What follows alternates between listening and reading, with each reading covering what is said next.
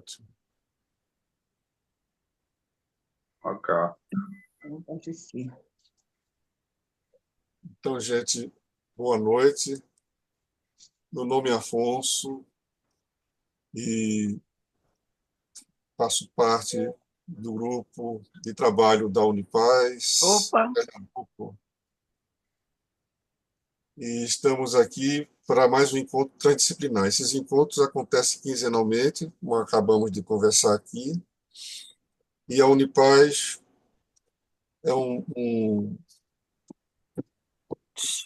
tô tendo uma trabalho aula. que vem se fazendo aqui em Pernambuco desde 2000. Já vamos, então, com praticamente 25 anos. A Unipaz foi fundada por Pierre Vaio, Jean-Yves Leloup, e atualmente o reitor da Unipaz é Roberto Crema. Tem sede principal em Brasília, mas tem grupos de pessoas ligadas em diversos lugares do Brasil. Em Pernambuco, nós temos a Unipaz Pernambuco, que surgiu aí, Pacífico, me ajude, o ano exato da Unipaz Pernambuco de nascimento, mas me parece que foi 2000. 2000.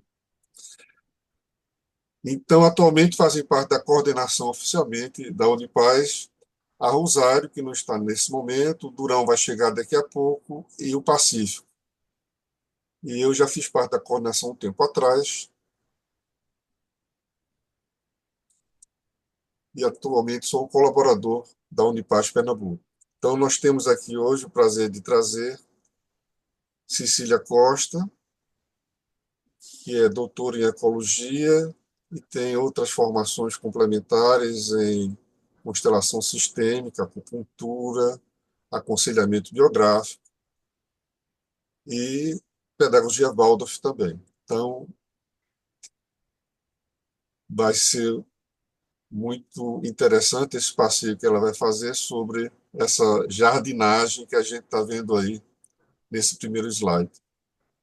Eu deixo Pacífico, quer complementar alguma coisa? O Leila, que já está aqui também. Leila Albuquerque também foi uma pessoa da coordenação, aliás, pode-se dizer, da coordenação da Unipaz, e está sempre junto desse trabalho da Unipaz em Pernambuco.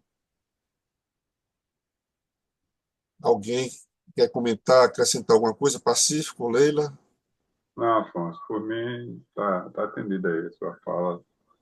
Não sei se Leila quer dizer alguma coisa, algumas palavras, mas é isso Estou aí. feliz de Cecília estar aqui conosco, é uma pessoa muito especial, muito querida, né? E eu acho que a gente está num momento de semeadura importante no universo, né? Não só aqui, mas em todo o planeta também.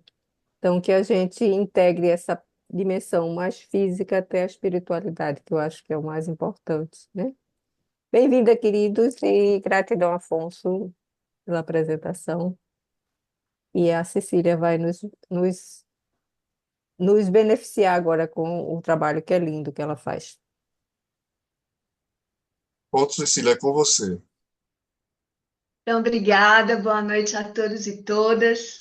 Eu começo agradecendo esse convite e falando que assim é uma honra estar aqui hoje nesse encontro da Unipaz, né, que ocorre a cada 15 dias, trazendo esse tema para vocês, né, jardineiros da própria vida, da semente do corpo físico à partilha dos frutos do espírito. Se por um acaso a minha internet estiver dando falhas, vocês me avisem que daí eu tento fazer uma outra conexão que eu tenho aqui também. Muito bem. Para começar, né, eu acho que a parte do corpo físico todo mundo entende, né? Mas quando a gente fala da partilha dos frutos do espírito, quero trazer para vocês o que é esse espírito, né? Porque às vezes a gente imagina isso como algo que vai depender das crenças das pessoas, mas eu vou trazer a princípio um conceito de Hegel. Não sei se vocês sabem, mas Hegel é um filósofo bem importante que escreveu um livro chamado Fenomenologia do Espírito.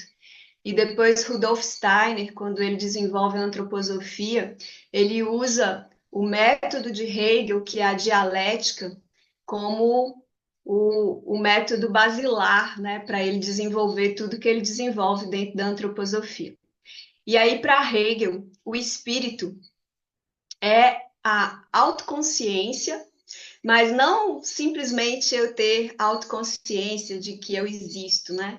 Na verdade, é autoconsciência num contexto muito mais amplo, que envolve as minhas relações, envolve a minha cultura, envolve o meu tempo e envolve também uma consciência desse processo histórico, né, de como que o ser humano foi mudando e mudando também o mundo.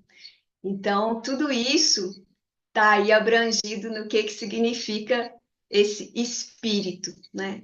E aí, quando cada um de nós vai ganhando esse processo de autoconsciência, que, claro, vai depender da gente também se dar as oportunidades e ter as oportunidades e, ao mesmo tempo, se dar as oportunidades de ir aprendendo num contexto bem mais amplo, né? Que envolve também toda a nossa história, toda a nossa cultura.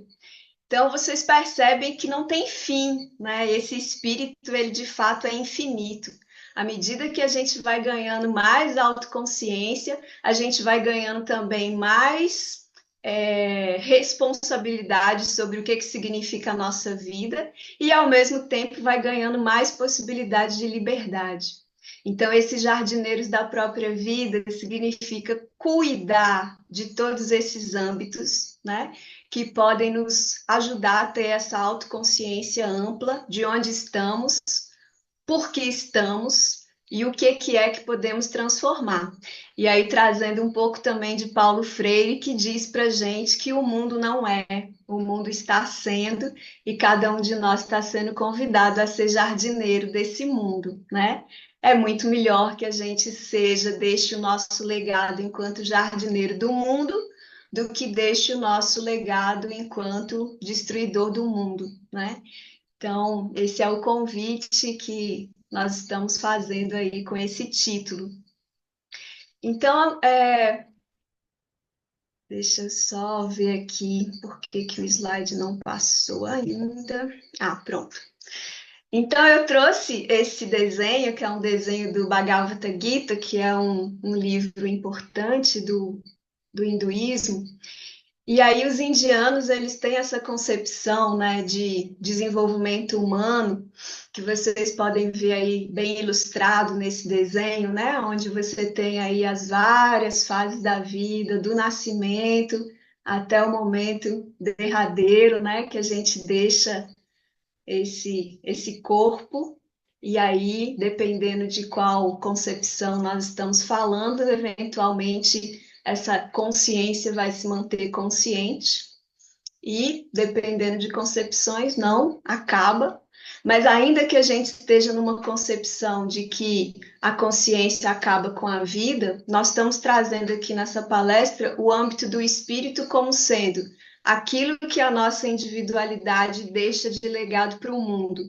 E nesse sentido, esse legado pode ser, por exemplo, através das obras que você deixou, dos filhos que você criou, dos alunos que você formou, dos livros que você escreveu, e tudo isso é o legado do espírito, e quanto maior for esse legado, mais ele vai conseguir transcender o tempo, né? Então, não é à toa que a gente tem, por exemplo, Platão, Sócrates, Aristóteles estiveram nesse planeta Terra há 2.300, 400 anos atrás, e até hoje, né, a gente tem o legado deles no nosso pensamento. Então, por exemplo, eu estou me formando no curso de filosofia esse mês agora, e a minha monografia foi sobre as contribuições de Aristóteles para a biologia contemporânea.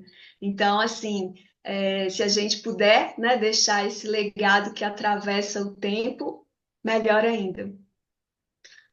E aí, para isso, né, uma coisa que a gente vai precisar é estudar a si mesmo, que seria, de fato, a arte mais difícil, né? Porque Às vezes a gente passa muito tempo da nossa vida estudando fora, vendo as coisas fora, mas o desafio que cada um de nós tem é de olhar para dentro, né? De olhar para os seus abismos, de olhar para os seus vazios e poder encarar isso para que a gente também possa contribuir para que os outros consigam encarar os seus próprios abismos também.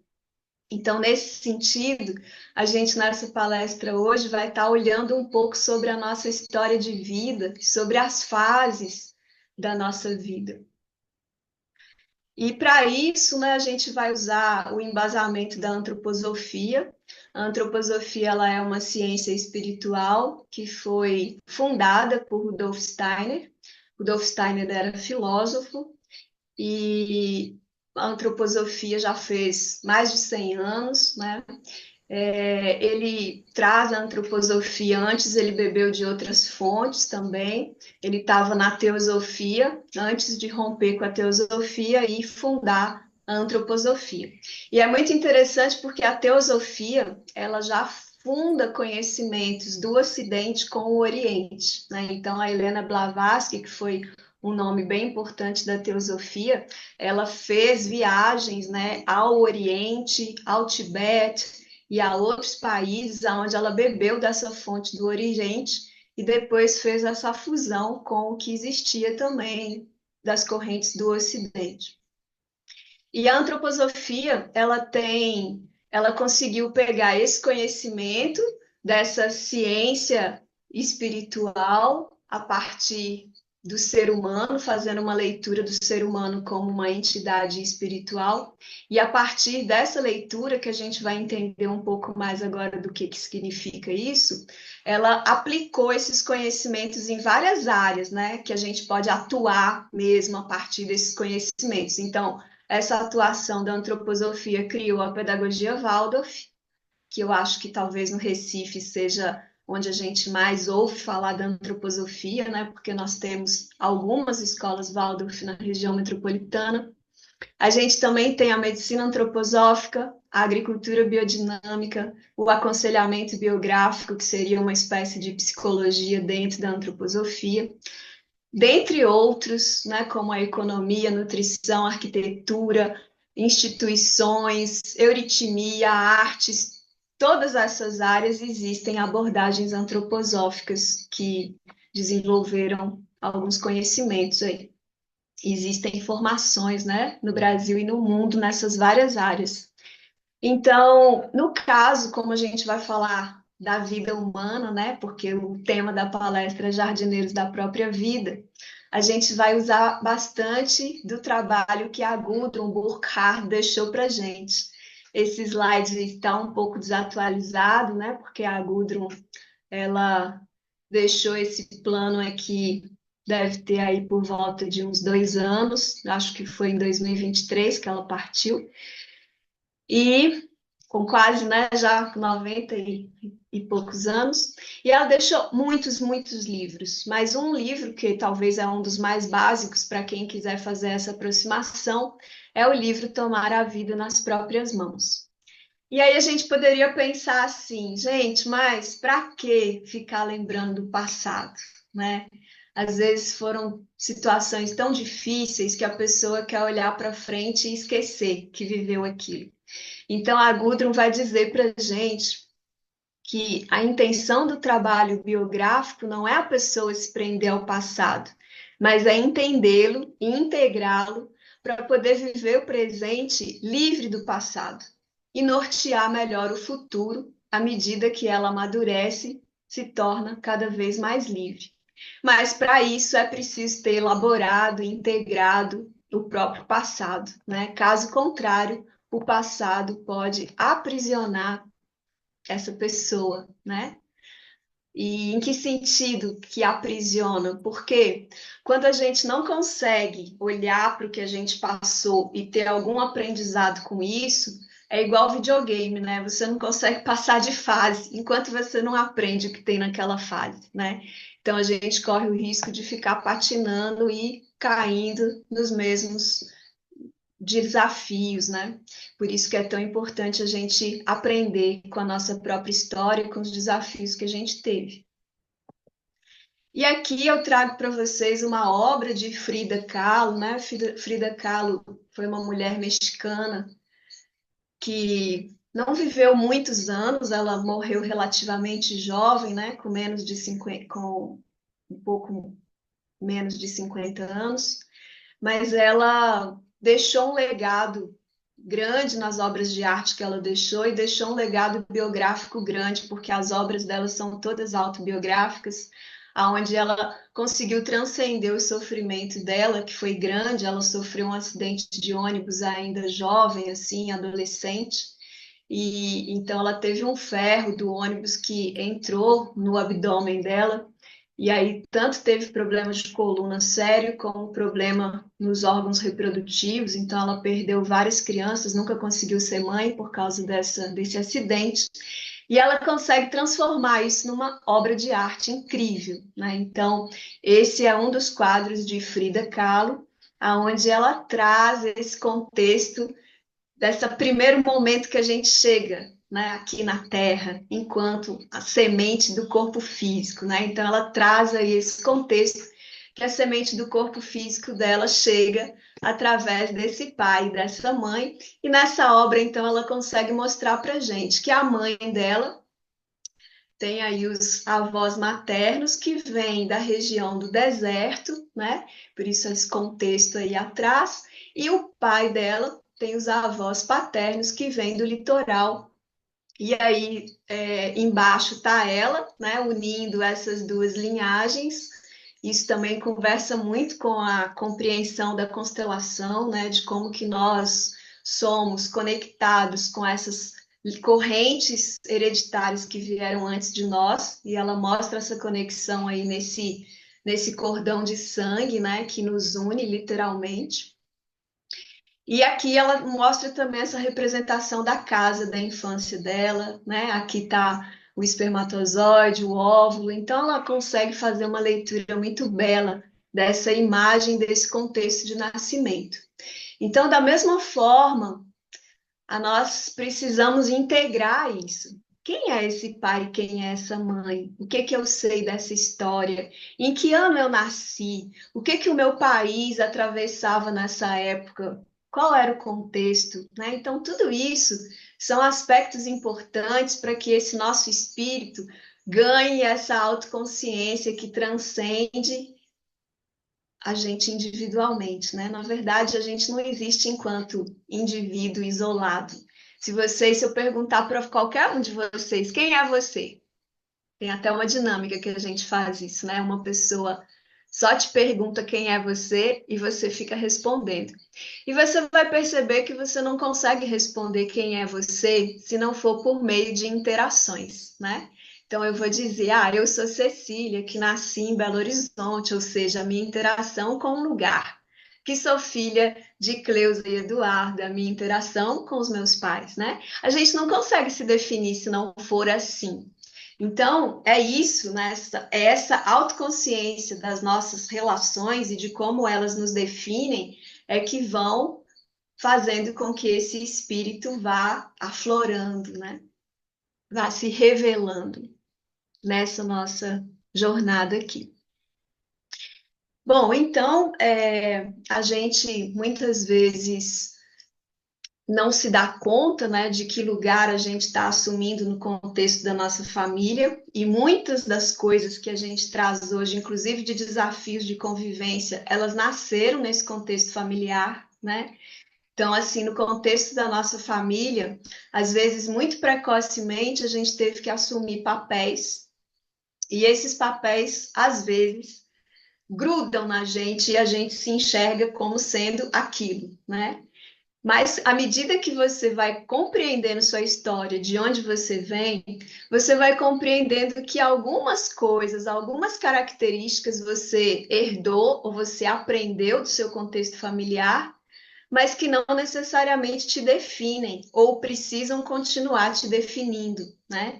Então é como se a gente ganhasse uma bagagem que a gente vai levando com a gente, mas em algum momento, à medida que a gente vai se tornando um indivíduo capaz de colocar a sua liberdade no mundo, a gente vai olhando para essa bagagem e dizendo, ó, isso aqui vai ser muito útil, vou precisar. Mas isso aqui está me pesando e eu não estou usando, ou quando eu uso, não está dando certo. Então a gente pode tirar isso da bagagem, né? Sem precisar ter sem precisar julgar quem nos deu aquilo. A gente pode simplesmente deixar e seguir em frente. E aí, muitas vezes, a gente assume, então, inconscientemente, um lugar que não é o nosso lugar no sistema familiar. Então, por exemplo, no meu contexto, quando eu tinha 17 para 18 anos, os meus pais se separaram. E como eu tinha dois irmãos pequenos ainda, eu inconscientemente e até conscientemente também, eu fui para o lugar do meu pai. Ou seja, essa casa agora falta essa figura, e essa figura dava conta de resolver várias coisas, como, por exemplo, de colocar ordem, colocar respeito na casa, fazer os meus irmãos serem obedientes, colocar dinheiro na casa. E agora que essa figura saiu, eu precisei naquele momento de assumir esse lugar. Mas dá para perceber que esse lugar vai me pesar, né? Porque não é um lugar meu, nossa família, é um lugar que eu senti que precisava ocupar. Então, se a gente não tem consciência disso, a gente corre o risco de carregar esse peso para o resto da vida e de ficar assumindo esse lugar para o resto da vida, né? Então, felizmente, com os encontros que eu fui fazendo, os conhecimentos que eu fui tendo, eu fui deixando esse lugar e voltando a ser filha da minha mãe, irmã dos meus irmãos, e esse lugar foi muito mais leve para mim. Então, o Bert Hellinger, que é uma outra figura assim, que me inspira bastante e que desenvolveu as constelações familiares e sistêmicas, ele trabalhou assim por mais de 40 anos. E ele foi percebendo que existem leis no sistema familiar, que são leis que estão ocultas, né? Mas que ele foi desvendando fenomenologicamente, né? Então, do mesmo jeito que Hegel trabalha com fenomenologia, o Bert Hellinger também, né? Ou seja, você observar um certo fenômeno, no caso do Bert Hellinger foi o fenômeno família, e ir percebendo o que emerge desse fenômeno família, né? Então ele descobriu que existem três leis principais que regem o sistema familiar, e uma vez que essas leis são desrespeitadas, elas vão causar distúrbios nesse sistema familiar. E o que isso tem a ver com o que nós estamos falando, que é ser jardineiros da própria vida, né? Se alguém aqui já cuidou de algum tipo de planta, você sabe que você tem algumas leis que as plantas obedecem, né? Por exemplo, toda planta precisa de luz solar. Pode até não ser uma luz direta. Tem planta que gosta mais de ficar sombreado, mas ela precisa de luz. Se a planta não tiver luz, ela não consegue fazer fotossíntese e então ela vai morrer, né? Você também sabe que a planta precisa de água, você também sabe que a planta precisa de adubo, você também sabe que se tiver algum patógeno ou alguma lagarta ou algum fungo que infectar essa planta, ela vai sofrer com isso e eventualmente pode até morrer. Então você precisa saber dessas leis para cuidar dela. E do mesmo jeito, se a gente quer cuidar da nossa vida como um jardim, a gente precisa também compreender essas leis que podem desequilibrar, né, esse nosso jardim. Então, uma das leis é a lei do pertencimento, ou seja, todos os membros de uma família têm direito de ser reconhecidos como pertencentes a essa família. Isso significa que se por algum motivo eu começo a julgar que eu não devia ser filha do meu pai, porque ele fez isso, aquilo, aquele outro, e então eu não admito que ele seja meu pai, e eu vou fazer de conta que eu nunca tive esse pai. Apesar de aparentemente isso me trazer uma força, porque agora eu determino que eu não tenho mais esse pai, na prática é como se eu tivesse cortado uma raiz da minha árvore. E sem uma raiz eu vou ficar deficiente de nutrientes e eu vou, claro, de alguma forma sentir essa deficiência, né? Isso vai se tornar fraqueza. Então, é importante a gente respeitar essa lei, né? Eu não preciso perdoar ninguém, eu não tenho que fazer isso, eu só tenho que aceitar o que é verdadeiro no meu sistema, né? O que é verdadeiro é que eu sou filha de fulano e ciclano, isso é verdade, eu querendo ou não.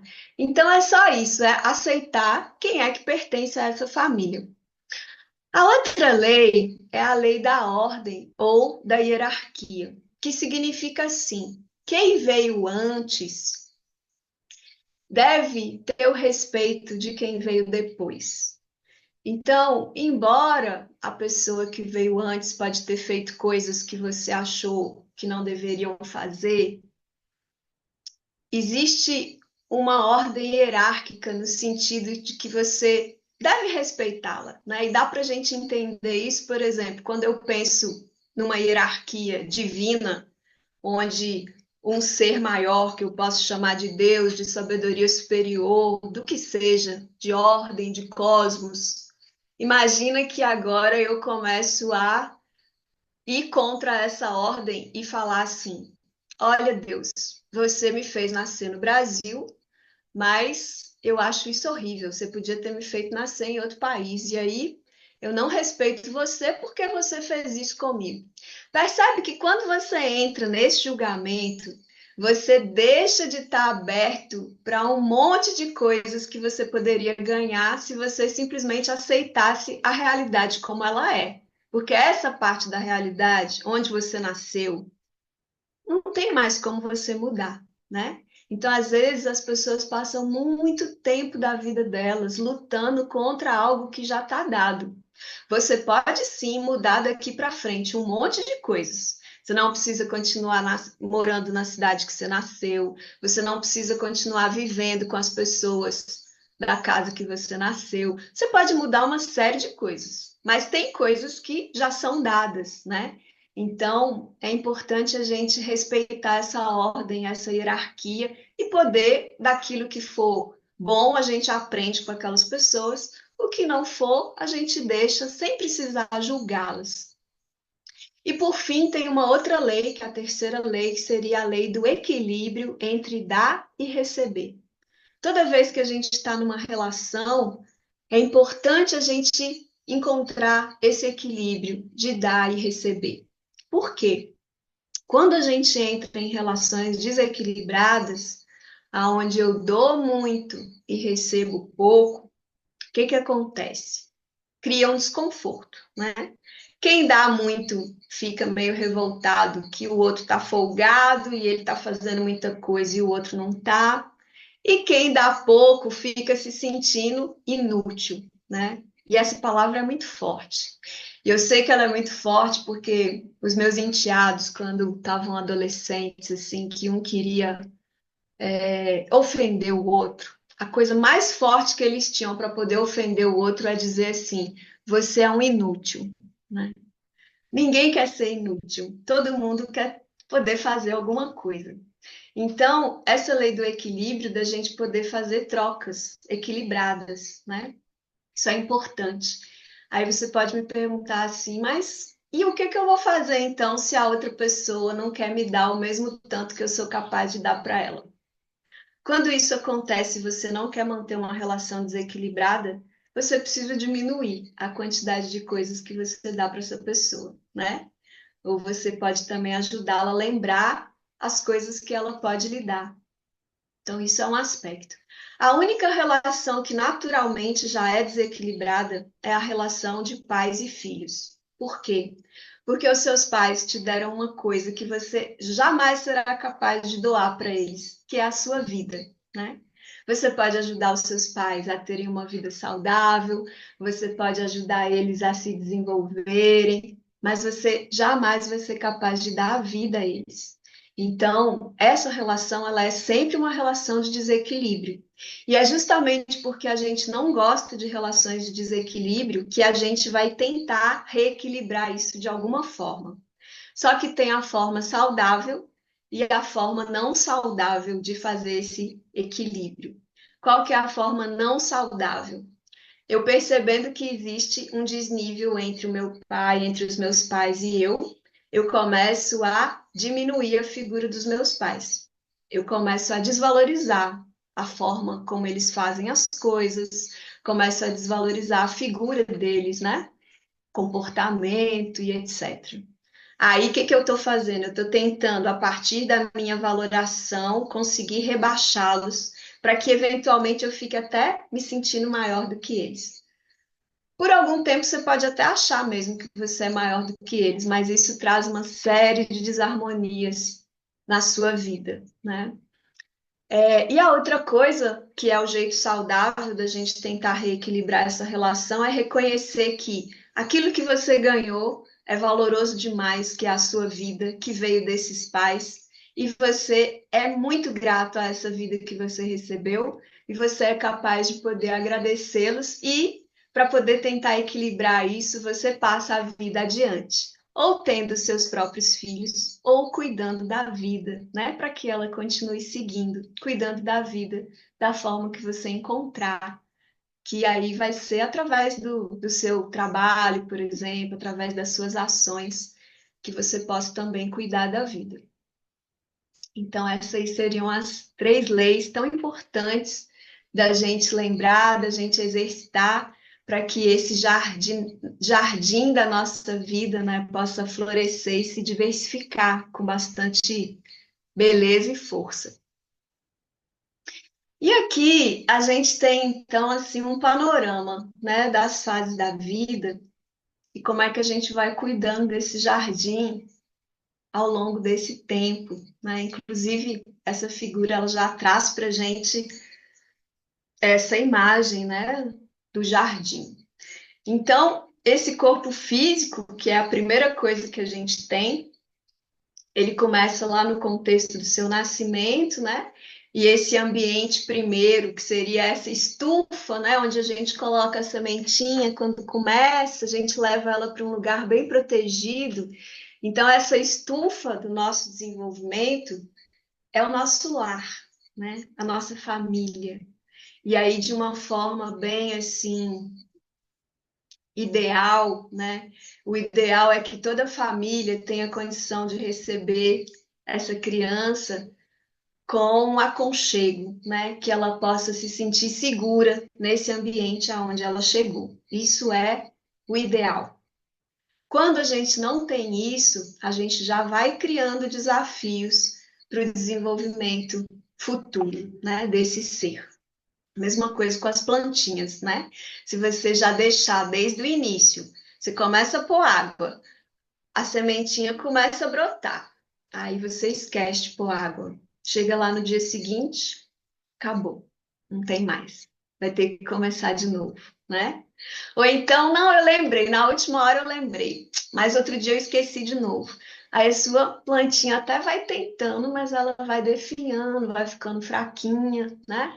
E aí a gente vê como isso vai acumulando e quando ela às vezes chega a dar flor, é uma flor miudinha, né? Não é aquela exuberância, porque tudo é um reflexo desse processo. A mesma coisa na nossa vida. Aí você pode estar perguntando assim, mas e aí, Cecília, então, se esse primeiro setênio não foi legal, então eu vou carregar isso para o resto da minha vida? Essa é a sua história de vida, né? Então, a parte que coube às outras pessoas, você não tem o que fazer, é parte da sua história. Mas a parte que cabe a você, da agora para frente, você pode ir fazendo as podas necessárias, né? Para que você consiga daí para frente fazer esse trabalho de jardinagem da melhor forma possível, né? E isso o trabalho de autoconhecimento vai ajudando a gente. Então, para quem quiser fazer esse processo de forma terapêutica, você pode buscar, por exemplo, um aconselhador biográfico, que ele vai ajudar você com essa linguagem que eu estou trazendo aqui, com essa questão dessas fases da vida. Mas é claro que tem vários outros profissionais, né, da psicologia, terapeutas, que também vão poder te ajudar nesse processo. Mas eu estou dizendo assim, com essa linguagem específica, com essas fases da vida, essa é uma abordagem dentro da antroposofia que cria o aconselhamento biográfico, né? Então, a gente tem profissionais formados em aconselhamento biográfico. Muito bem. Aí, então, essa plantinha vai crescendo, né? Com 3 anos acontece uma coisa bem importante, que é o primeiro lampejo que nós temos de que somos um espírito, espírito no sentido de autoconsciência. Esse primeiro lampejo vem com cerca de 3 anos de idade, aonde essa criança vai falar pela primeira vez, eu, né? Porque até então ela dizia, Maria quer água, Maria quer comida, Maria quer brincar. E agora, por volta dos 3 anos, ela vai dizer eu. Isso é muito significativo, porque não é fácil que uma criança, vendo todo mundo dizer eu para se referir àquela pessoa, ela conseguir perceber que eu diz respeito a ela, né? Como uma individualidade. E é por isso que nessa fase a gente tem as birras, porque é o primeiro lampejo de autoconsciência, primeiro lampejo de ser espiritual, e esse ser espiritual, quando se percebe que é diferente dos outros, o que que ele faz? Ele faz birra. Porque a birra é quando eu digo assim, eu quero isso, você não quer, mas eu quero, né? Então é a nossa primeira separação do outro. Até então a gente se sentia integrado.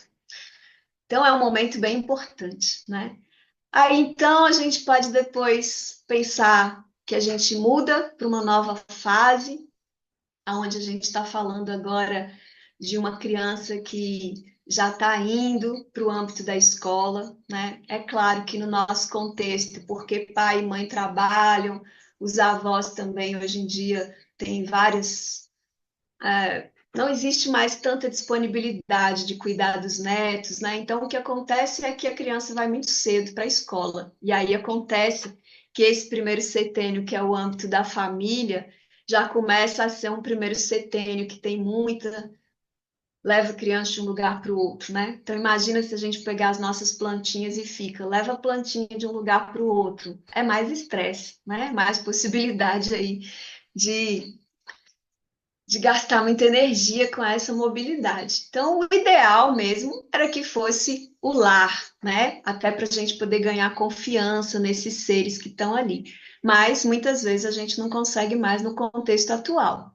Aí a gente precisa encontrar, então, um jardim de infância, né? Um lugar, um ambiente aonde a criança vai poder se sentir confortável, onde ela vai poder criar confiança para poder começar a explorar esse mundo.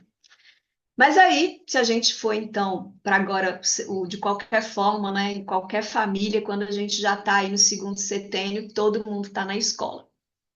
E aí essa escola é o lugar dessa criança começar a perceber que esse mundo é belo, né? Porque a gente só tem vontade de crescer, a gente só tem vontade de virar uma árvore adulta se a gente tiver admiração por esse ser, né?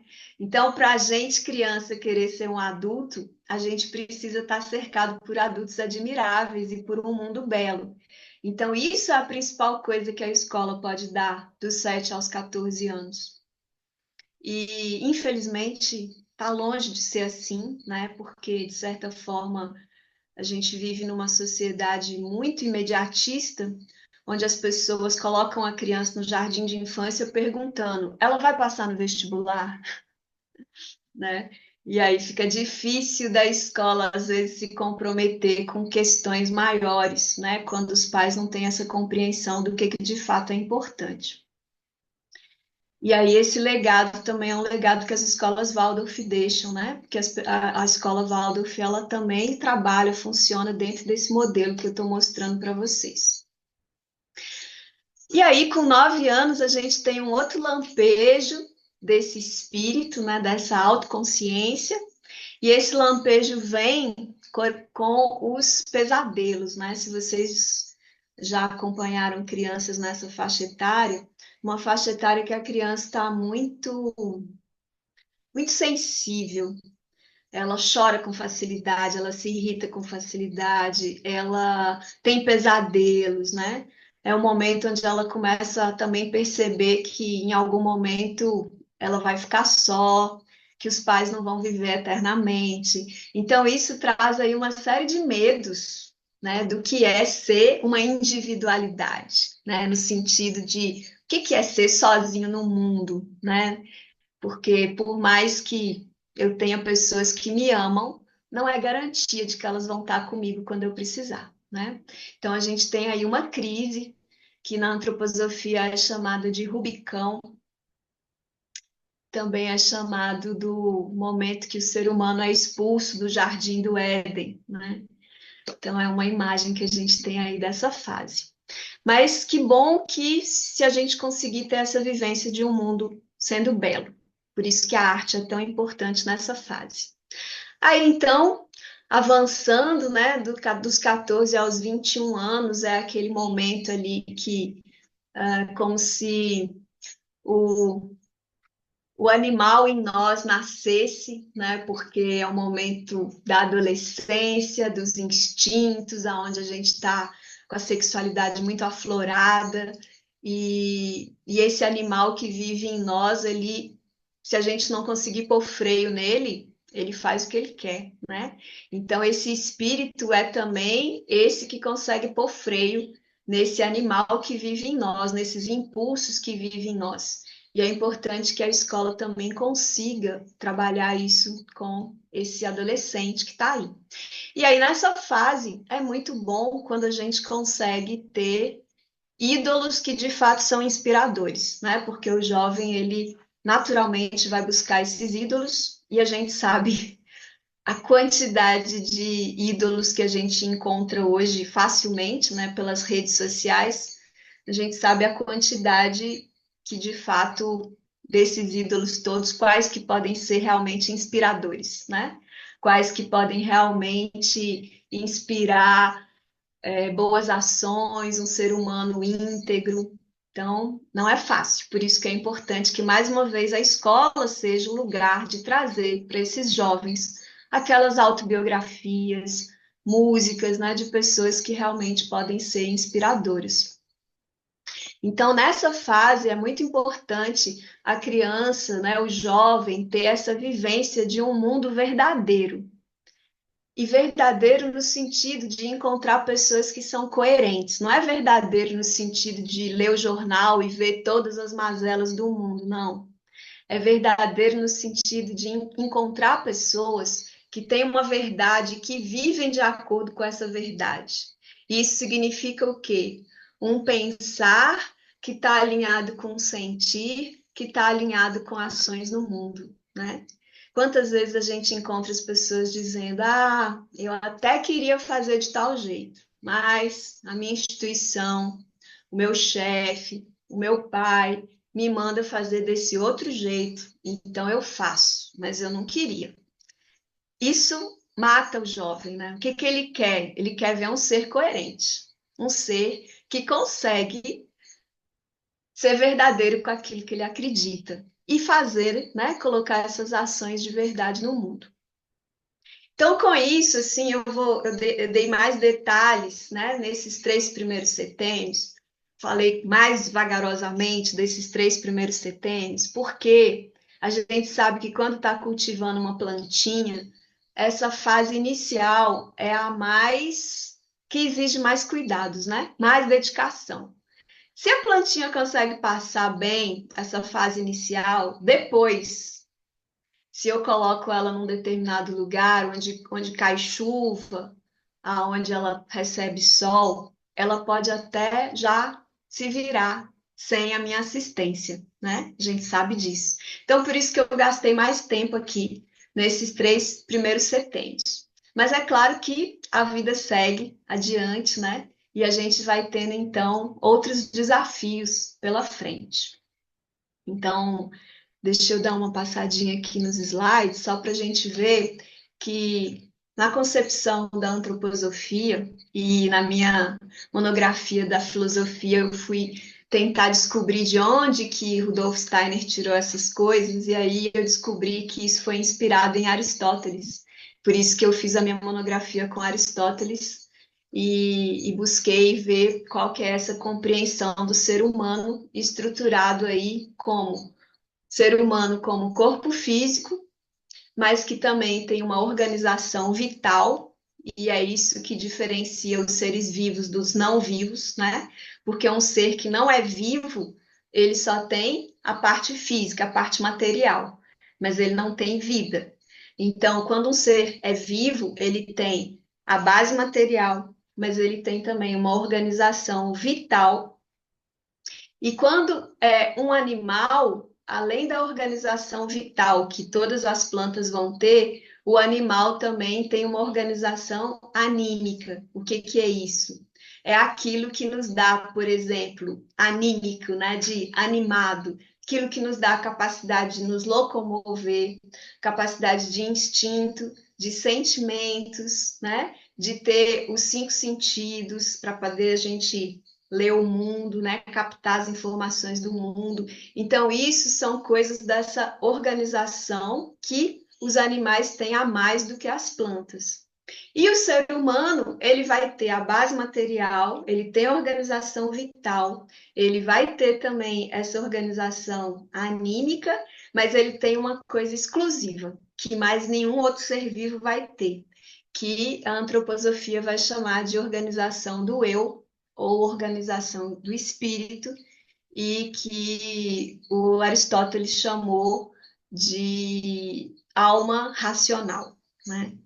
Então, essa organização do eu, que o próprio nome já diz, é isso de ser uma individualidade, né?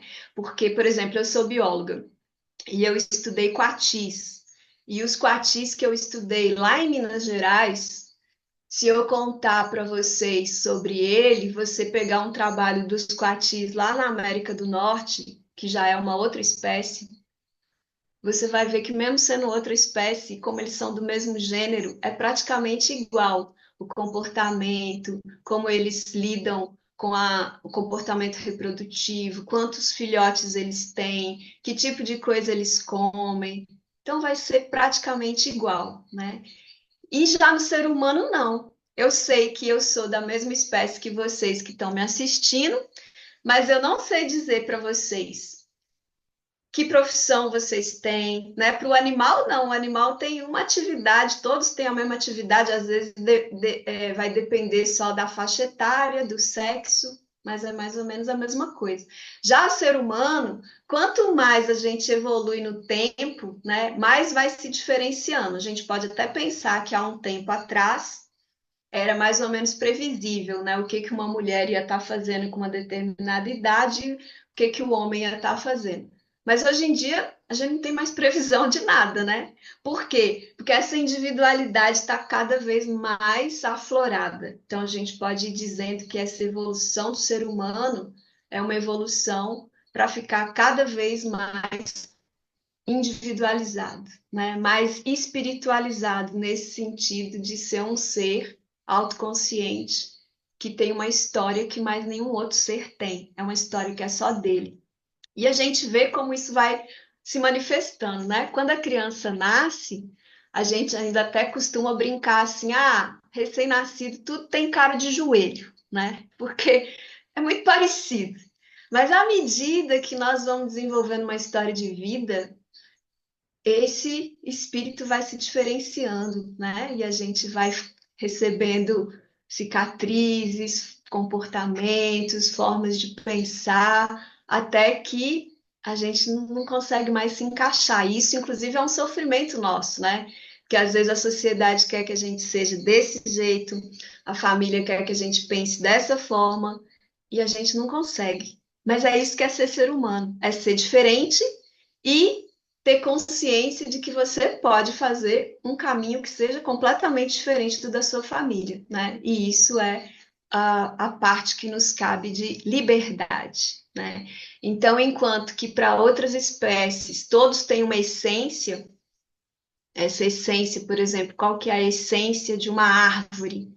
A essência da árvore é a função dela, ela cresce, ela dá sombras, ela dá frutos, ela dá flores. É isso. Esse é o potencial que uma árvore tem. Mas qual que é o potencial que o ser humano tem? é o potencial de ser livre. Ele pode ser qualquer coisa.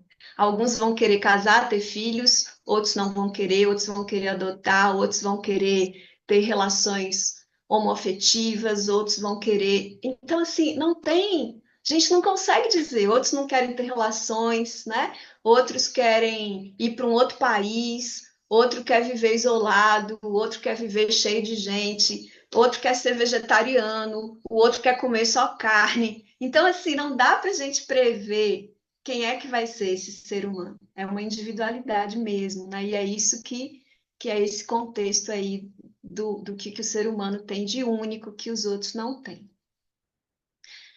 E aí, nesse contexto, então, esse primeiro setênio, ele é o setênio da formação do corpo físico, o segundo setênio é a da formação desse corpo vital, ou melhor, do amadurecimento desse corpo vital. Aqui, com os 14 anos, é esse corpo astral, que é a nossa parte animal, que está muito aflorada, né? E aí, aqui, a partir dos 21 anos, é quando a gente pode dizer que chegou a organização que nos define como ser humano. E, de certa forma, as nossas leis estão bem refinadas com isso, né? Porque é com 21 anos que a gente é reconhecido como a maioridade mesmo, que você agora já é capaz de ser responsável por tudo, né? Por responder por qualquer coisa da sua vida. Então, é aí que a gente vai dizer que nasceu o eu, né? E esse eu é o primeiro nascimento desse eu. Então, a gente fica esses 3 primeiros setênios nesse processo de desenvolvimento, né? Para que agora, dos 21 até os 42 anos, a gente esteja nesse processo de luta, né? Luta para desenvolver a nossa individualidade. E nesse contexto, a gente está aqui dos 21, tem uma crise de identidade aqui, né? Com os 21 anos, que é quando eu penso assim, meu Deus, agora eu que sou responsável pela minha vida. E aí? Eu vou fazer o quê? Né? Então, é uma idade comum de a gente, na nossa sociedade, você tem que escolher qual curso você vai fazer com 17, com 18 anos, e aqui é uma idade comum do jovem chegar para você e falar: olha, eu vou mudar de curso, não vou continuar nesse curso, porque agora eu descobri que não faz sentido, né? Ou às vezes fala até assim: eu não vou fazer curso nenhum, né? Vou querer fazer outra coisa da minha vida. Então, essa é a crise de identidade aos 21. Aí a gente, dos 21 aos 28, então, está nesse processo de buscar o nosso lugar no mundo, né? Nos preparando para essa vida. Dos 28 aos 35 anos, a gente conquistar esse lugar, com mais uma crisezinha aqui, que é a crise dos talentos, por volta dos 28 anos, que aí a gente começa a pensar assim, puxa, mas esse trabalho que eu estou fazendo é isso mesmo? O meu talento é para isso? Ou eu fui fazer isso porque dava dinheiro, porque meu pai disse que era para fazer, mas agora eu descobri que meu talento não tem nada a ver com isso, né? Então aqui tem uma outra crise. Quando aquela individualidade já conseguiu ao longo do seu processo ir dizendo não, não, você quer que eu faça isso, mas eu não vou fazer porque isso não é para mim. Quando ela vai conseguindo fazer isso, essas crises aqui vão sendo crises menores. Mas vamos supor que chegou aqui nos 28, crise dos talentos. Aí você fala: nossa, eu descobri que eu fiquei a minha vida inteira, até agora, fazendo uma profissão que não tinha nada a ver comigo. Fui ser advogado porque meu pai era, achou que ia ser bom para mim, e agora eu não tenho nada a ver com isso. Mas eu já tenho filho, já tenho família, já tenho muitas contas para pagar, vou continuar nesse processo. Se isso acontece, quando chega aqui nos 42 anos, tem uma outra crise que te sacode, que é a crise da autenticidade. Então, aqui está te perguntando assim: você está sendo autêntico mesmo com você? O que você está fazendo de diferente? O que é o seu legado? Com o que você está contribuindo? O que essa sua individualidade está trazendo para o mundo? Ou você só está repetindo o que as pessoas já fizeram antes, né?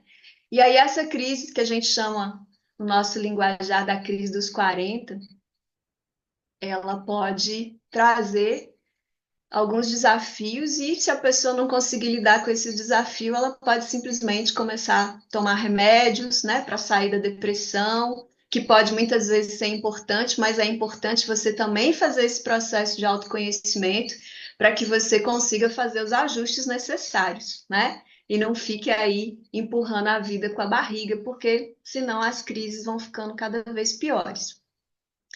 Então, aqui nesse lugar aqui dos 28 aos 35, onde você está conquistando o seu lugar no mundo, tem também o que a gente chama de anos crísticos, né? Que quando a gente sabe que quando Cristo estava entre os 30 e os 33 anos, foi um momento bem importante, que, segundo a antroposofia, é quando de fato a entidade chamada Cristo chega em Jesus, né? Jesus passa a receber esse Cristo, e é uma época de morte e ressurreição, né? Então, aqui o convite é: observe na sua vida, com mais ou menos 31 anos e meio, se teve um evento que você pode chamar um evento de morte, né? Um evento que significou uma ruptura grande na sua história, e a partir daí outras coisas afloraram. Então, só estou trazendo para vocês algumas nuances, né, de como é que a gente olha para a vida a partir desse prisma. E aí, então, a partir daí, 35 aos 42, a gente vai consolidar o nosso lugar no mundo, para que a partir dos 42 aos 49 eu comece a encontrar as minhas próprias respostas a partir dessa autenticidade que vai se tornando cada vez maior. Daí eu faço aquilo que eu julgo ser essencial fazer, para que dos 49 aos 56 eu já tenha ganhado novos valores, comece a fazer o que eu julgo que é necessário. Às vezes são coisas que eu nem tenho tanto prazer em fazer, ou são coisas difíceis de fazer, mas eu julgo que são necessárias, que a humanidade vai precisar daquilo e que eu posso contribuir de alguma forma. E daí, dos 56 aos 63, eu ganho uma nova missão, né? E começo a fazer o bem no sentido assim, eu já tenho uma história, eu já tenho experiências, muitas vezes eu já tenho uma situação financeira mais tranquila, e agora eu posso realmente ficar atenta a como é que eu coloco as minhas habilidades, como é que eu posso trabalhar para um bem maior, né? Então, isso é muito importante porque, para a nossa cultura, muitos de nós vai pensar aqui que a partir dos 63 eu posso aposentar, ficar em casa e acabou, né? Mas aí você tem que compreender que é o momento que a sua árvore atingiu a plenitude e que você vai poder dar sombras frondosas, que você vai poder ter histórias para contar, e você vai poder distribuir os frutos do Espírito, que é sabedoria de vida, né? Então, a humanidade precisa muito desse momento. Então, não é o momento de você intocar na sua casa e achar que a vida acabou. É o momento de você procurar, por exemplo, a Unipaz, né? Ir lá, dar palestras, ajudar as pessoas a criarem ambientes e oportunidades para que outras pessoas possam também florescer, crescer. Então, fica aí, né, esse convite da gente poder ter responsabilidade com a nossa história e perceber que quanto mais a gente vai amadurecendo, mais a gente se individualiza e mais a gente pode ser autêntico e mais a gente pode compartilhar esse espírito com tudo que ele aprendeu, que não tem mais em lugar nenhum igual, né? É só você que pode dar aquela história, só você que tem aquela história, aquela jornada, e com isso só você que tem aquela experiência de vida, e você vai poder trazer aquele tempero, aquela abordagem para as pessoas que estão no seu entorno, ou que hoje em dia a internet nos dá a possibilidade até de pessoas que estão muito longe da gente, né? Então, que cada um possa assumir ao mesmo tempo essa responsabilidade, mas ao mesmo tempo também essa beleza que é, né? Você tá na vida, a gente não sabe por quanto tempo, ninguém sabe, mesmo a gente ficando mais velho, a gente só sabe que, bom, deve estar mais próximo de eu ir, né? E talvez por isso também a urgência de poder colocar os seus dons no mundo.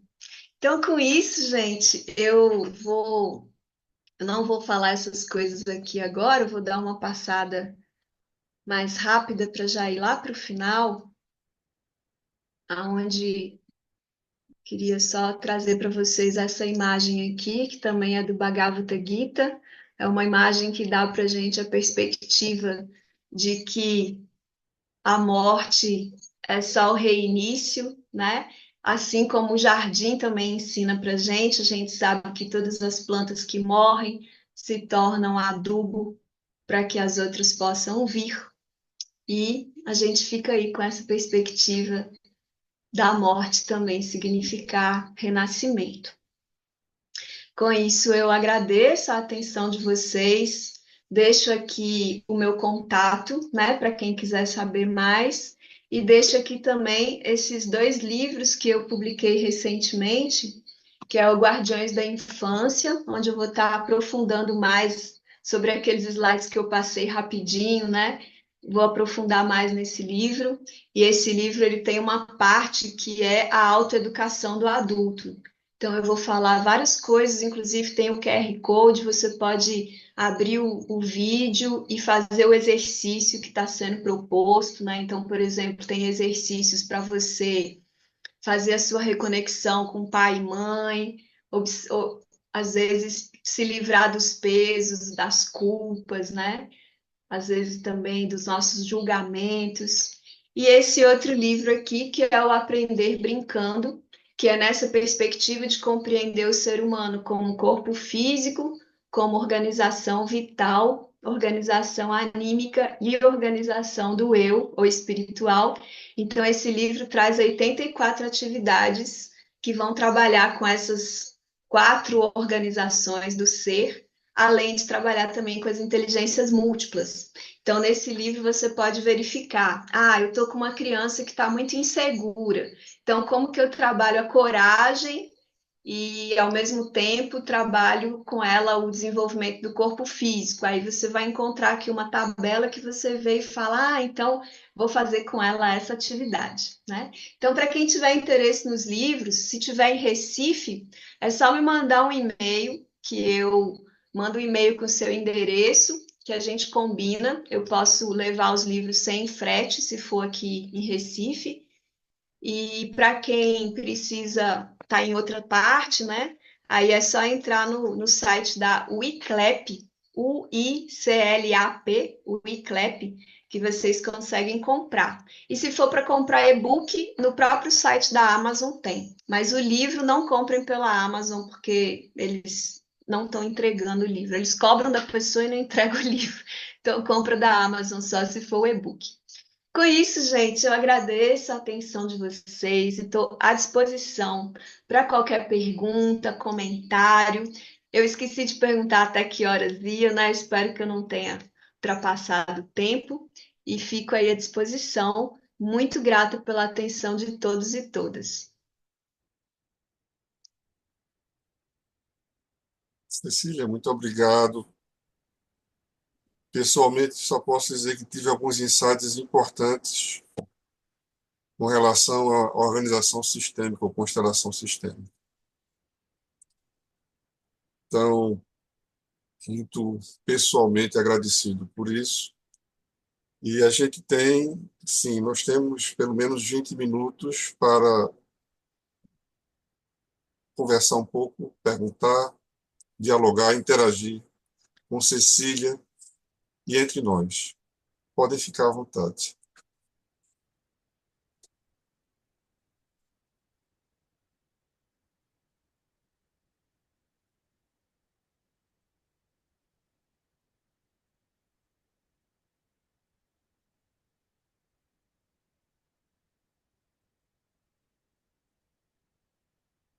Aí eu também queria dizer para vocês que eu tenho um trabalho na UFPE, um projeto de extensão, onde eu faço 2 encontros por mês, um encontro presencial e um encontro online com as constelações familiares e sistêmicas. É um trabalho gratuito que está acessível para qualquer pessoa que queira. E para isso é só você ir lá no nosso site, que é biofilia.com.br, faz o cadastro e eu já começo a mandar para você informação dos próximos encontros. E aí, quem quiser fazer a sua constelação, é só através do WhatsApp que você ficar recebendo, você fala, Cecília, por favor, marque minha constelação. Aí eu vou colocar a pessoa na fila de espera e a gente, em torno de 3 meses, vai ser chamado para fazer, tá? Então, isso é para quem quiser, assim, aprofundar, né, nessa abordagem aí que eu falei da parte sistêmica, da parte familiar.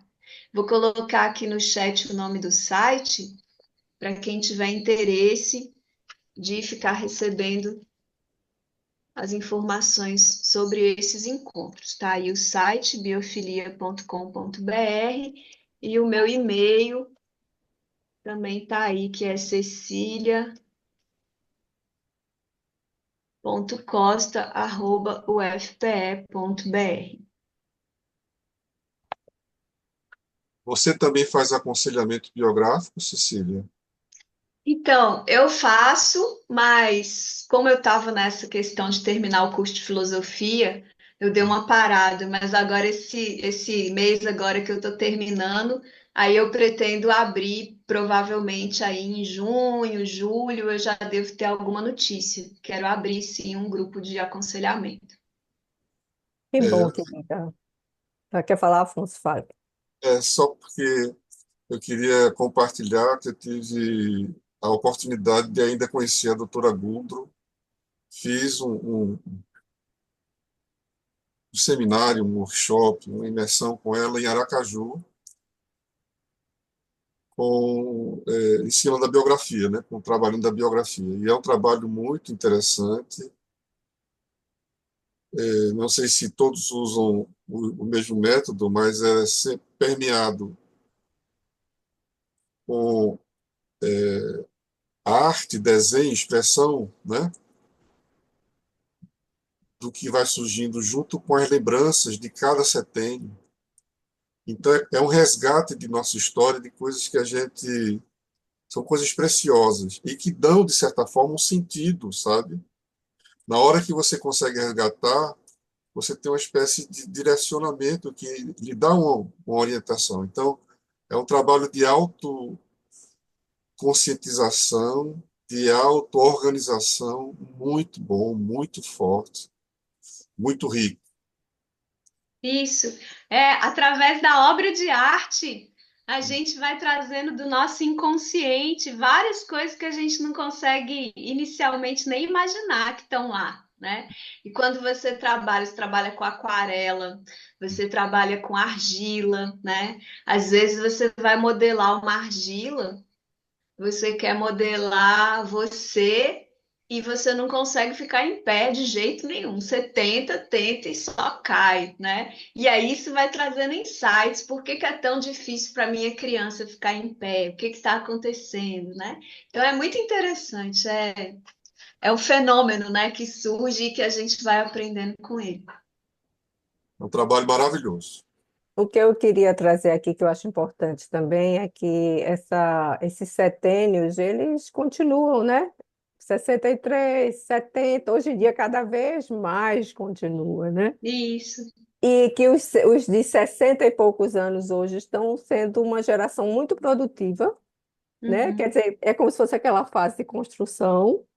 Depois dos 70 para 80 começa. Eu estou dizendo que eu trabalho muito com idosos, né? Então é o que eu sim, vejo na prática. Aí vem a fase de uhum. uma certa rebeldia, quer dizer, uma nova reorganização, né? Para os 90 chegar de novo ao processo de integração. Eu acho interessante que continua, né? Apesar, Continua. não Foi é? bom você trazer isso, Leila, porque eu parei ali no 63 por dois motivos. O motivo é que essa longevidade maior é uma coisa relativamente recente. Então, dos 63 anos em diante, a doutora Gudrun ainda estava estruturando como é que seria, mas ela já publicou livro sobre isso. Ela tem um livro que chama Livres na Terceira Idade, que é a partir dos 63. Mas o importante aí é que a partir de 63 é que você está espiritualmente, assim, pode chegar nesse momento, né, de você se sentir livre mesmo, e aí você tem liberdade de romper com um monte de coisa do passado, né? E fazer coisas, inclusive, muito novas. Então, é nesse sentido de liberdade mesmo, né? Você tá livre para aproveitar aquilo que você quiser e para jogar fora o que você não quiser, e você já tem toda uma história para a partir daí poder compartilhar sabedoria, né? Porque foi um processo de desenvolvimento, crescimento, depois luta, depois e tornando-se sábio para que a partir dos 63 você possa compartilhar essa sabedoria, né? E A sem gente gasto passa a de muita. E incorporar. sem gasto.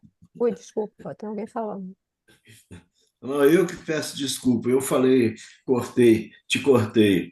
A palavra é sua. Né? Pode falar, viu? Pode Não, contribuir. eu só quis dizer que depois dos 63, a gente incorpora todo o passado na gente, né?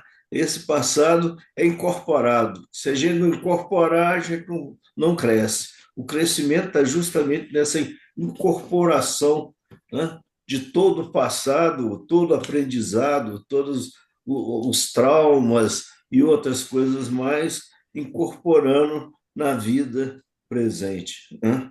É isso que é importante. Quem é que A está falando? Cecília é Podia dizer o a minha nome? grande companheira, né? Como é seu Somos nome? colegas na universidade, né? E Ah, ela sabe quem eu sou, né? Chega lá, se mostra. que bom. Esse é o Cláudio. Cláudio foi meu colega na biologia, fizemos biologia juntos, né, Cláudio? É E isso aí, construímos aí uma amizade de décadas, né, de Cláudio? décadas. Né? Ainda bem que nós conseguimos ainda incorporar isso, né, Cecília? Dentro Isso, desse prazo de vida, vida física ainda, né? Aqui, isso. né? Igual eu te falei, se a gente não encontrasse mais, a gente ia encontrar lá em cima já, que aqui na vida física já estava desincorporado, né? É E isso o aí. Cláudio, além de tudo, é artista, ó. Então essas obras lindas que vocês estão vendo aí atrás é o Cláudio que faz. E aí, né, Cláudio, você vai também encontrar esse espaço de você poder ensinar outras pessoas a fazer essa arte linda que você faz, né? Eu fico cutucando o Cláudio para ele fazer isso. É isso aí. Cutuca mesmo. Cecília, eu queria falar que essas imagens que você escolheu, né, para traçar esse caminho foi muito legal. Foi muito bonito, foi muito suave e a gente guarda, né? Guarda bem gostoso, assim, profundamente, né? Com esperança, né? Com positividade, com clareza, com reconhecimento, né? Como o Afonso falou, que reverberou, assim, ele teve uns insights, né? E a gente foi uma trajetória linda que você fez em tão breve, gostei muito. Coincidentemente, eu estava voltando do trabalho para casa, escutando um áudio sobre a crise dos 40, né? A vida começa aos 40, na visão junguiana. Aí eu disse, nossa, esse trabalho está tão difícil de fazer hoje em dia que eu acho que a gente fica engatinhando nele, passa 40, 50, 60 e a gente fica ali, né? A humanidade está ali engatinhando naquele processo, mas o tempo todo a vida está dizendo, olha, acorda, né? Vamos ver se a gente toma consciência. E esse jardim que você apresentou, ele traz essa consciência e é uma paisagem muito inteira e agradável, apesar de se falar de um processo difícil, doloroso, né? E a gente guarda. Obrigada. Bonita, Obrigada, Ana Paula. dá vontade de um monte de gente ter assistido. Que Mas vai ficar pena. gravado, né? A gente compartilha. Mas é importante essa sua fala, porque assim, com 21 anos que eu falei para vocês que nasce esse eu, a gente tem que lembrar que quando a gente completa 42 anos, é duas vezes 21. E aí é o momento que a gente dá nascimento ao segundo eu, que é o eu superior, né? Esse eu, que Isso. também é chamado de eu crístico, que é quando a gente consegue passar os desafios que tiver que passar, dar um significado para isso, como o Cláudio falou, né? E agora olhar para o mundo para além de tudo isso e deixar um legado de bondade, de superação, de construção, né, de alguma coisa para que os que estão chegando possam usufruir de tudo isso. Então, é contínuo, né? Não tem fim, não tem idade. E aí, se você pensa, inclusive, como é o caso da antroposofia, que esse eu vai continuar para além do corpo físico, é um processo que, mesmo o aprendizado que você está tendo ali no leito de morte, já está somando, né? Por isso que é tão Sim. importante o trabalho, inclusive, com as pessoas que estão fazendo, que estão próximas de fazer a passagem, né? É um momento muito importante. Potente, né? Potencializa muito, né? E essa coisa dos 40 é um momento assim, olha, agora a tarefa é sua. Se você não assumir, não vai adiantar nada, né? Até os 21, sobretudo, a gente precisava muito dos pais, dos mestres, né? Dos nossos orientadores. E depois, a gente sempre precisa, né? Nas crises, a gente, né, tem que, não é sozinho que a gente vai fazer isso, mas Sempre é precisa, mas aí agora é você que escolhe quem vai lhe ajudar, né? você escolhe, né? E você vai dizer, poxa, é muito lindo. Valeu. Obrigadão, boa noite. Cristina levantou a mão, Cristina. Olá, boa noite. Meu nome é Cristiana. Algum... Tem problemas. Algumas pessoas me chamam de Cristina, outras de Cristiane. Tudo certo. Algumas pessoas aqui me conhecem, outras não, então é importante eu me apresentar. Eu, eu hoje, assim, estou bem feliz com esse encontro, iniciando o mês de abril, assim, com tantas reflexões, e também, Cecília, feliz em te conhecer. Eu tenho dois filhos e ambos, hoje o mais novo, 7 anos, estuda na Escola Waldorf Rural Turmalina, então, desde o jardim, e o mais velho, que é o Vinícius, tem 20 anos e ele estudou o ensino médio, então eu venho buscando aprender sobre essas fases, né, a importância da biografia humana, mas eu tenho uma pergunta para fazer para você. Assim, eu vejo o quanto foi importante para o Vinícius, que entrou no ensino médio, veio de uma escola tradicional para uma escola Waldorf, o quanto foi importante para essa afirmação do eu, e como esse processo de florescimento eu vejo em curso mesmo, dele conseguindo se ancorar a partir dessas referências que ele teve, tanto na escola, mas agora fora também. E o mais novo buscando esse caminho interessante, assim, que você traz essa fase, né, do 7 aos 14, essa fase do Rubicão, compartilhando um sonho que ele teve recente, ele acordou, ele estava dormindo e disse, eu morri, e isso era o sonho, eu morri, ele foi recente, e aí ele ficou, eu morri, a bruma leve. E aí ficou fazendo essa conexão de eu morri com a bruma leve, e a gente não entendia bem o que estava acontecendo. E aí eu lembrei da música que ele escutou no nascimento dele, Anunciação, e ele pediu para a gente cantar esse trechinho da música. E na hora que o pai cantou, ele cantarolou, voltou a dormir de novo. Aí você trouxe essa associação da expulso do Jardim do Éden, né? Interessante essa conexão que você traz. Eu estou falando, estou compartilhando, porque para mim foi algo que agora chega. Talvez tenha Uhum. outras compreensões, mas fazendo essa partilha e uma pergunta.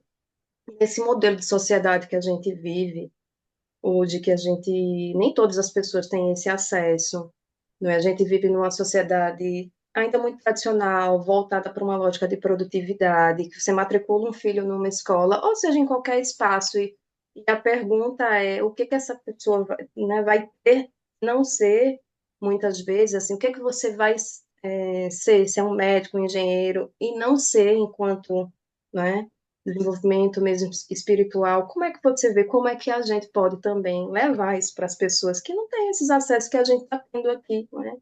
Nesse momento dessa discussão, desse diálogo? Como é que a gente também pode ser luz para as pessoas também, para as comunidades mesmo, eu diria. Uhum. Obrigada, Cristiana, pelo seu depoimento, pela oportunidade também de trocar com você. Bom, você está certo, né, quando diz que a gente está num momento que quantas pessoas não têm oportunidades, né? Por outro lado, é um momento da humanidade que a gente mais tem oportunidades de ser diferente, né? Porque a gente está conseguindo romper com vários preconceitos, vários preconceitos de classe, de cor, de opção sexual e tantos outros de religião, né? Então a gente está aí tentando construir essa sociedade, apesar dos embates que ainda existem, apesar do bullying, apesar de tudo isso, mas a gente tem leis sobre isso, a gente fala sobre isso, a gente não faz mais de conta que não existe, né? Então, hoje, acho que foi hoje que foi o dia do bullying, onde várias escolas trabalharam sobre isso. Essas coisas são conversadas. Então, assim, se a gente teve uma época da humanidade onde a gente tem oportunidade de exercitar essa individualidade, a oportunidade é agora, né? E a gente também tem a oportunidade, com tudo que a internet nos oferece, de buscar uma linguagem que seja mais adequada para o que a nossa individualidade percebe. É claro que isso também tem o desafio de saber fazer escolhas, né? Porque a escola tem que cada vez mais ajudar o jovem a saber fazer escolhas, porque até os adultos às vezes fica tanto tempo patinando em coisas que não levam a nada, né? Por exemplo, quanto tempo você passa vendo um Instagram e que tipo de conteúdo é esse, e isso realmente está te agregando alguma coisa, né? Para gente que é adulto, às vezes é difícil dar um basta e fazer com que o nosso tempo seja significativo. Imagina para as crianças e para os jovens que estão sendo bombardeados com tanta coisa. Principalmente no contexto de que todas as mídias, elas são financiadas pelo marketing, e o marketing sempre quer te mostrar que tem algo que você precisa, que você não tem, e que você vai ser muito feliz quando conquistar aquilo, né? Ou seja, é uma enganação atrás da outra, para que a pessoa pense que esse sentimento que ela tem de que está sempre incompleta, que é o que nos define enquanto ser humano, essa sensação de que precisamos sempre fazer a mais, mais e mais, porque somos sempre incompletos, né? Estamos sempre livres, sempre estamos sentindo a necessidade de que ainda precisa fazer algo. E aí o marketing vem e diz assim: eu vou resolver essa sua sensação, compre isso, né? E a gente perceber que não vai resolver. Isso é da essência do ser humano estar incompleto, justamente por ser um ser de liberdade. Um ser de liberdade, ele está sempre incompleto. E a gente não pode, a gente precisa tentar com que os jovens tenham essa compreensão, essa profundidade de que o seu ser é muito mais profundo do que qualquer bem material vai ser capaz de te dar, né? A gente precisa ajudar a fazer essa migração dessa sociedade do ter para essa sociedade do ser, né? É claro que as necessidades básicas são básicas, a gente precisa ter, né? Nós somos seres também materiais, mas a gente não pode resumir a vida e o nosso bem-estar nisso, né? A gente tem que olhar para além disso. Mas então, assim, eu acho que essas iniciativas, como a Pedagogia Waldorf, são muito importantes, né? A gente poder divulgar essas iniciativas, poder também não pensar que, porque é tal coisa, então vai ser perfeito. Não existe nada perfeito, né? Tudo que se materializa, até um círculo, o conceito de círculo, que é um ponto que está à mesma distância da circunferência. Não existe materializado nenhum círculo perfeito, né? Como não existe no mundo aqui material nada que seja perfeito.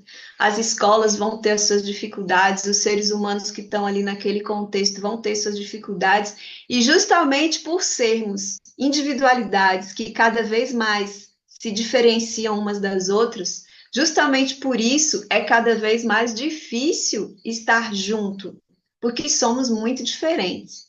E como a gente não tem uma cultura que nos ensina a viver juntos, a acolher as diferenças, a nossa cultura, principalmente essa cultura da mídia, da rede social, costuma ser até o contrário, né? Formar bolhas de pessoas parecidas e muitas vezes agredir aqueles que são diferentes ou que pensam diferente.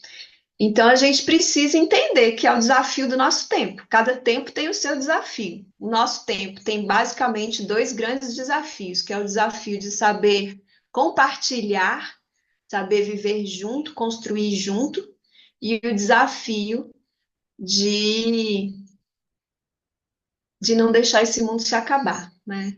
Da gente poder construir ações de sustentabilidade, da gente aprender com a vida, porque a vida tem cerca de 4 bilhões de anos, o ser humano só tem 200 mil anos que chegou aqui, pelo menos na compreensão da ciência, e a gente está destruindo tudo a ponto da gente não saber o que vai ser daqui 100 anos, 200 anos, né? Então, esses são dois grandes desafios que a gente tem, inclusive um desafio ajuda a resolver o outro, né? A gente aprendendo a viver junto, a gente guerreia menos, a gente tem menos necessidade de compras materiais, com isso a gente tem menos necessidade de extrair recursos da natureza, menos necessidade de tantas outras coisas que são os problemas, né? As origens dos nossos problemas. Então, eu acho que dei uma pincelada, né, em tudo isso que você me perguntou. E, por um lado, sim, nunca tivemos tanta oportunidade de ser diferente. Por outro lado, justamente por ter tantas opções, precisamos muito saber como escolher, né?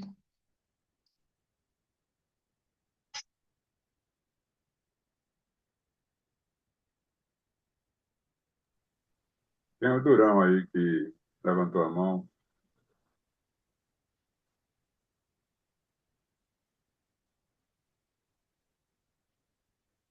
Aí, Durão, tá Boa noite, gente. Cecília, muito linda a sua apresentação, prazer em lhe conhecer. Bem, eu cheguei um pouco atrasado porque estava no aniversário da neta, é plenamente justificável. Bem, fora da pergunta que eu quero lhe fazer, não é uma pergunta, mas estou vendo aqui que tem o Paulo Marques e eu queria saber se era Paulinho, filho de Paulo Marques. Você pode depois me responder isso no pessoal. Estou muito curioso. E Paulo Marques foi uma pessoa muito querida no seio da Unipaz. Mas, Cecília, olha, eu fiquei muito contente e não me arrependo nunca de ter saído antes do aniversário desse cantar parabéns da minha neta para lhe escutar. E vejo que o que você falou, eu acho que é de uma importância tão grande, e o que você falou, esse espaço que nós estamos aqui, a Unipaz, eu acho que foi exatamente para mim. Eu fui um cara que assim muito considero assim muito bem, tenho uma gratidão enorme à vida porque eu pude escolher aos 50 anos o que fazer depois de trabalhar, né? Então eu me aposentei muito cedo, mas comecei a trabalhar muito e encontrei nesse instante a Unipaz.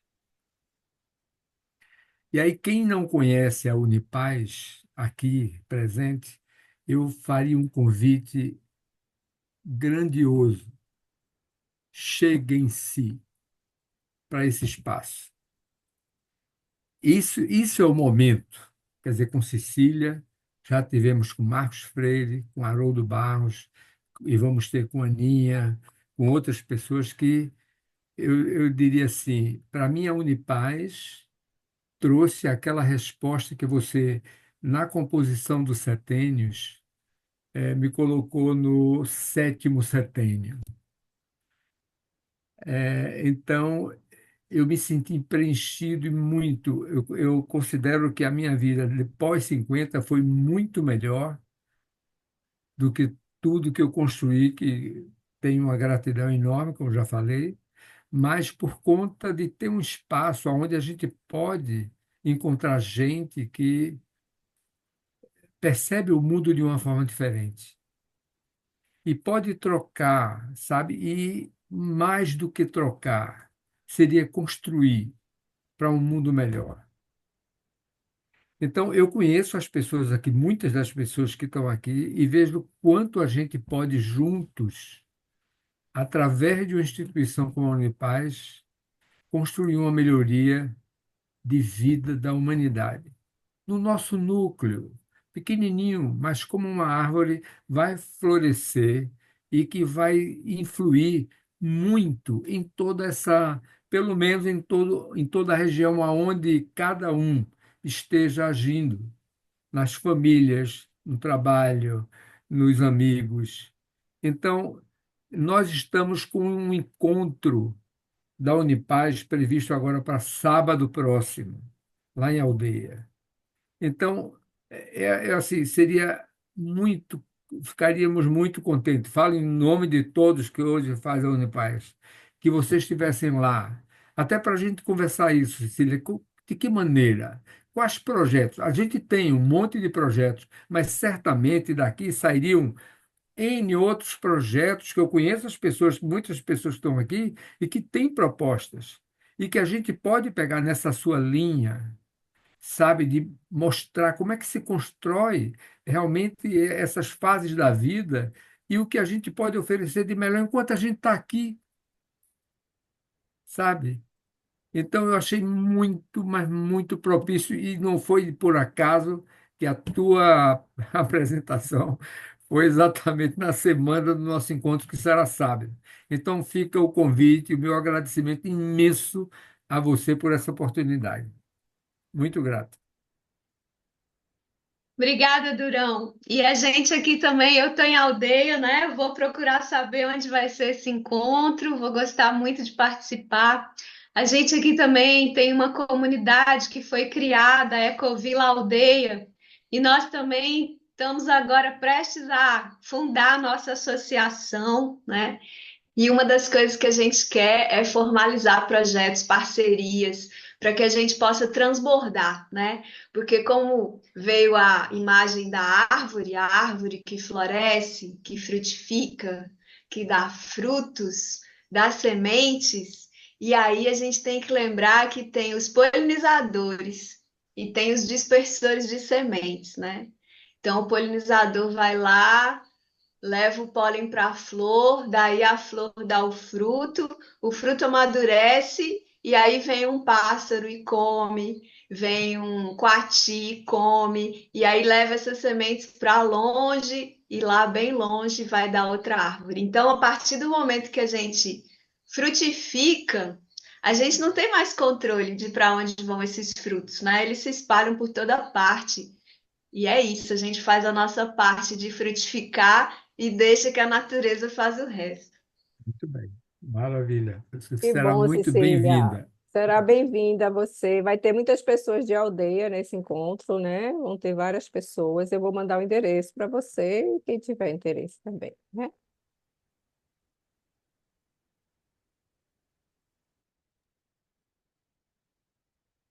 Bem, alguém pode dizer as palavras finais? Cecília, fica com você. Bom, então eu agradeço muito esse convite. Fico muito feliz aí com essa possibilidade de já continuar com vocês no sábado. Vai ser que horas, Leila? Olha, a gente está chegando às 10, vai almoçar na casa de Viviane, que é ali perto do Boulevard, né? E a gente sai às 16 horas. Aí vai ter dança circular, vai ter dança espontânea, vai ter pintura de mandalas, vai ter almoço compartilhado. Então, é encontro dos associados que a gente faz, está retomando esse encontro, mas também de amigos e parceiros, não vai ser só encontro de associados. A gente está fortalecendo essa rede de estar juntos, porque a gente é muito mais forte estando juntos. Que ótimo. Eu sugiro que alguém coloque aí no chat, né, algum telefone que possa entrar em contato para poder participar, né, aqueles que quiserem participar. Então, fico feliz com essa oportunidade de já revê-los em breve, né? Farei de tudo para estar nesse encontro. Não olhei minha agenda ainda, mas pelo menos que eu me lembre, não tem nada para sábado. E Dorinha está aí nos assistindo também, faz parte da Ecovila, né? E vou ver se ela vai junto, para a gente começar a construir, né? Porque o que uma árvore mais precisa para crescer é de ser fertilizada, né? E aí a gente podendo ser esses jardineiros que trazem nutrição uns para os outros, vai ser muito melhor. Então é isso, biodiversidade, né? É isso que faz a floresta tropical ser tão importante como é, biodiversidade. E quando a gente se coloca enquanto espíritos, cada um sendo diferente do outro, é uma biodiversidade jamais vista, né? Não tem nenhuma árvore igual à outra, cada uma é única. Então, agradeço muito a oportunidade de estar aqui com vocês, com esses seres espirituais, autoconscientes das suas qualidades, das suas individualidades, né? Dessa jornada única, mas ao mesmo tempo que só existe por causa de todos os outros, por causa de todas as nossas relações. Então, é isso, gratidão. Espero vê-los no sábado para aqueles que estão por aqui, né, perto da região metropolitana do Recife. E para os que não estão, fica aí o convite para se cadastrar em biofilia.com.br e continuar recebendo as chamadas para os próximos encontros que eu faço 2 vezes por mês. Obrigada. Dorinha, pode falar. Você levantou a mão. Eu sei do adiantado da hora, mas aí eu queria parabenizar a Cecília, fantástica, inspirador, né? Essa fala que dá uma síntese, né, que cria uma conexão, né, com os sentimentos, com a vivência da gente, né, no dia a dia, e potencializa tudo isso, né? E é muito bom a gente fazer essa. Sábado passado, a gente estava para receber, eu estava ansiosa para receber Leila e Rosário aqui, Afonso já veio aqui na Ecovila, mas deu um pane aqui, viu? Até agora não terminou ainda o serviço de energia aqui. Mas, enfim, não faltarão oportunidades. E no sábado eu vou estar lá, né? Fui convidada aí para fazer a parte de dança, de improvisação, e com certeza a gente vai unir. E essa articulação, né? A gente já tinha conversado a possibilidade de fazer esse casamento, essa união aí, a articulação de projetos, de ações com a Unipaz. Vamos ver se no sábado depois passariam aqui, né? Se Sim, der tempo. A sim, é gente uma faz isso. vontade que a gente está. Isso, mas de uma maneira para não se estender muito, só agradecer. Estamos aqui, eu e Fernando também, Boa. abraçando você. Fernando. Grande Afonso, grande Leila, Gratidão, pessoal. parabéns, Cecilinho. Parabéns, Dona Paz. Foi lindo, Cecília. E Cecília, muito obrigado, Cecília. Um abraço a todos. Tudo de bom para vocês todos. só lembrando que vai ficar no canal do YouTube, né, Afonso, a gravação. Sim, a gente vai, logo que recebemos esse link amanhã, a gente prepara, ele faz o upload para o canal TV Unipaz Pernambuco, no YouTube. Bom saber, obrigada. Boa noite a todos. Boa noite. Muito Boa agradável. noite. Boa noite. Boa noite.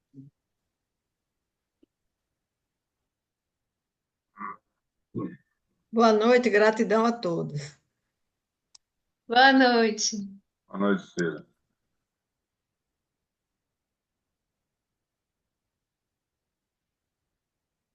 Boa noite. Boa noite, Cecília. Boa noite a todos aí, viu? Boa noite, Cláudio. Boa noite, Zumira. Boa noite. Boa noite. Ô, Durão, só para te contar que o Paulo Marques não é esse que você está pensando, viu? Que pena, mas tudo bem. Bem-vindo, Paulo Marques. Está ótimo. O Paulo Marques é meu esposo. Ah, tá legal. Tchau. Tchau.